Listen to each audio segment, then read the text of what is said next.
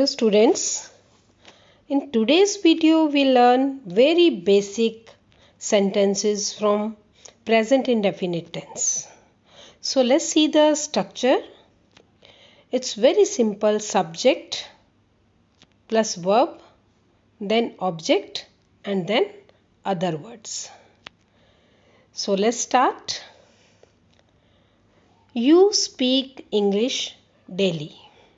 You is subject, so speak is verb and English is object and daily is other word.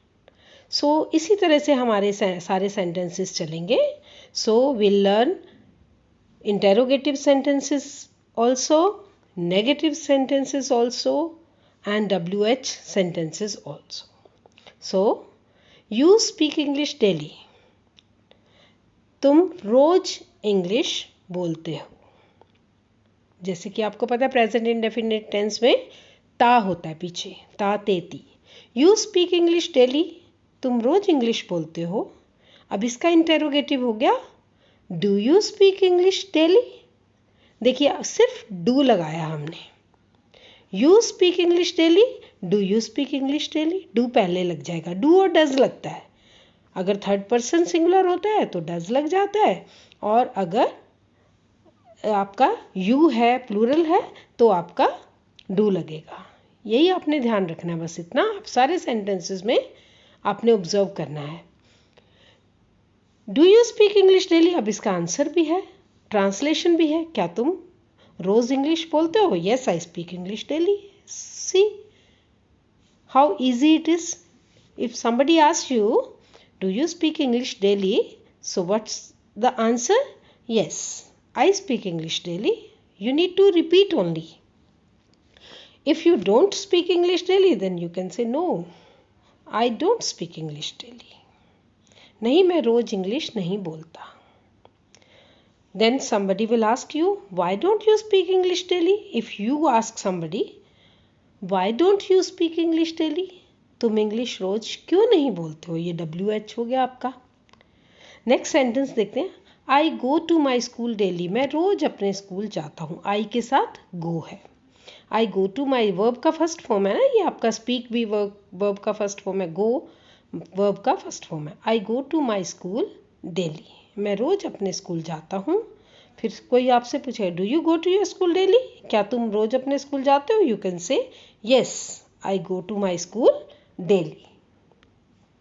Then if you don't go to your school daily, you can say no, I don't go to my school daily. Nowadays I don't go to my school daily. Then somebody will ask you, how do you go to your school daily?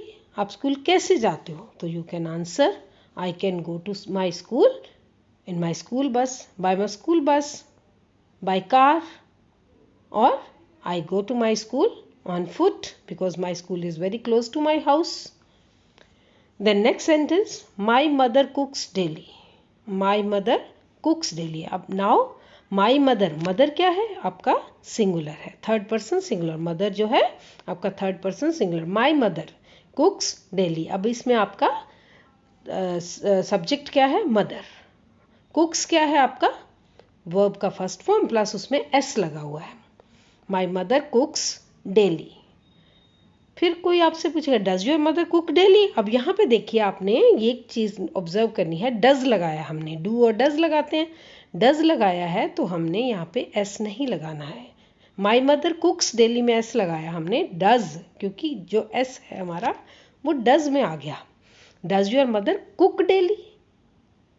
क्या तुम्हारी mummy रोज खाना पकाती है. Yes माई mother कुक्स daily. अब यहाँ पे हमने फिर again कुक्स लगा दिया क्योंकि हमने यहाँ पे डज नहीं लगाया हुआ.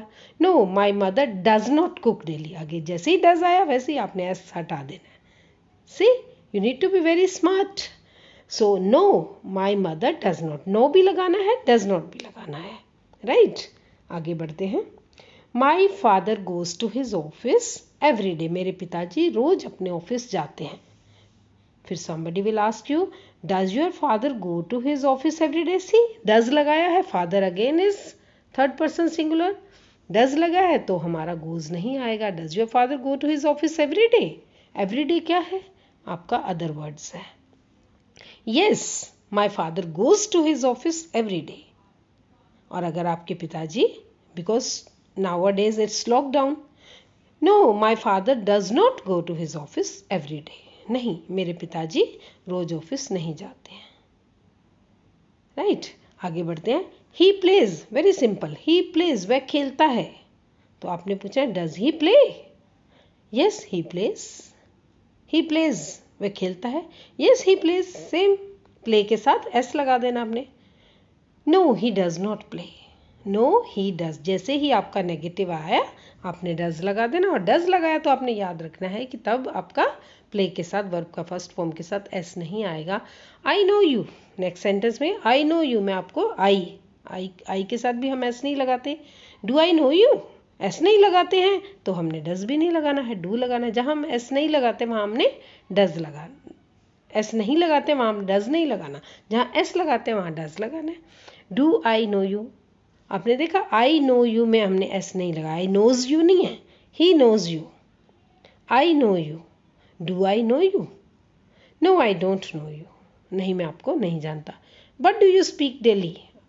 वट डू यू, अब WH क्वेश्चन है। वट डू यू क्वेश्चन दो तरह के, एक तो डू डज वाले जो हैं वो येस नो क्वेश्चन होते हैं, उसमें आपको आंसर देना है येस और नो, बट इसमें आपको आंसर देना पड़ेगा। What do you speak daily, आप रोज क्या बोलते हो? I speak English daily. What, what means क्या? What do you speak daily, आप रोज क्या पढ़ते हो, क्या सीखते हो, क्या बोलते हो? I speak English daily. Where does your father go every day? Where मतलब कहाँ, वेयर कहाँ आता है? प्लेस के लिए। तो आपके पिताजी रोज कहाँ जाते हैं? My father goes to his office every day. What does your mother cook? What does your mother cook, आपकी मदर क्या कुक करती हैं? वट डज, डज आया, फिर आपके आगे आपने ऑब्जर्व किया कि ऐसे नहीं आना है। My mother cooks, my mother cooks breakfast, lunch, dinner, very interesting recipes, right. Where do you go every day, आप रोज कहाँ जाते हो? I go to my school daily, every day. Who teaches you English, आपको English कौन पढ़ाता है? My teacher, my English teacher, mister Sharma teachers में English, my English teacher teachers में इंग्लिश। हु टीचेज, हु मतलब कौन, सो मिस्टर गुप्ता टीचर्स में English. Who talks to you, कौन आपसे बात करता है? My parents talks to you में, एवरीबडी टॉक्स टू मी, हर कोई मेरे से बात करता है। Why does he not talk to his parents, why does he, जैसे ही आपका ही आया अकॉर्डिंग टू द सब्जेक्ट आपको अपना वर्ब चेंज करना है। Why does he not talk to his parents, वह अपने पेरेंट्स से बात क्यों नहीं करता? वाई, जहाँ पे वाई आएगा वहाँ पे आपने because, because he is a very shy person, right.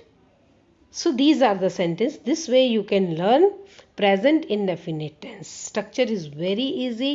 आपका subject है, आपका verb है, verb का first form है, उसमें आपको s लगाना है या es लगाना है if we are talking about third person singular. Otherwise plurals के साथ there is no s और es. और interrogative में आपको do और does पहले लगाना है। WH वाले words के साथ आपने WH, who, why, वेयर आपने लगाना है, तब भी आपने एस और ईएस का ध्यान रखना है, और बाकी अदर वर्ड्स हैं। Thank you.